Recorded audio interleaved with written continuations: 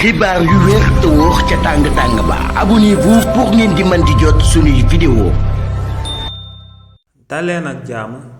seen chaîne bi di Buzz 221 TV kii di Samba Thioune di akub juriste chroniqueur bu kenn doot présenté ci réew mi di Sénégal yëkkati na ay kàddu daal di xamal sénégalais yi que ne kii di Mohamed Diagne ginnaaw ba mu porté plainte papaam bii di Madiambal Diagne ngir daal di koy toppalu ci kanamu yoonu réewu Sénégal ne loolee mën naa daal di sabab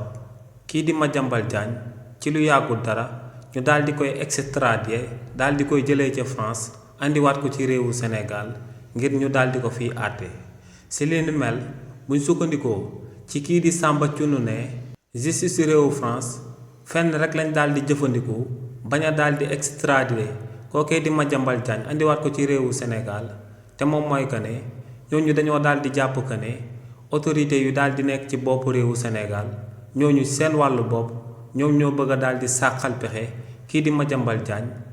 jaay ko doole jaarale ko ci justice su réewu Sénégal waaye nee na lu kii di Mohamed Diagne di doomu Madiambal Diagne ci wàllu boppam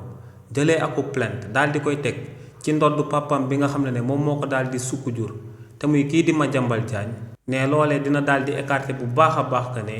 kii di Madiambal Diagne autorité yu daal di nekk ci réewu Sénégal ñoo ko bëgg a daal di toppalu te teesu politique dinañ ko daal di écarter bu baax a baax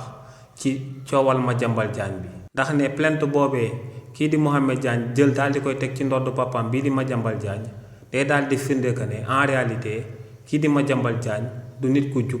waaye tamit du état bu Sénégal moom moo koy toppalu waaye prosam yu ko gën a daal di jege te muy doomam kooku moom mooy sàkku ngir ñu daal di ko traduire en justice ci réew ngeen bi nga xam ne moom la daal di bàyyeekoo donc ne kii di Madiambal Diagne si lu yàggul dara justice su réewu France war na koo daal di jébbal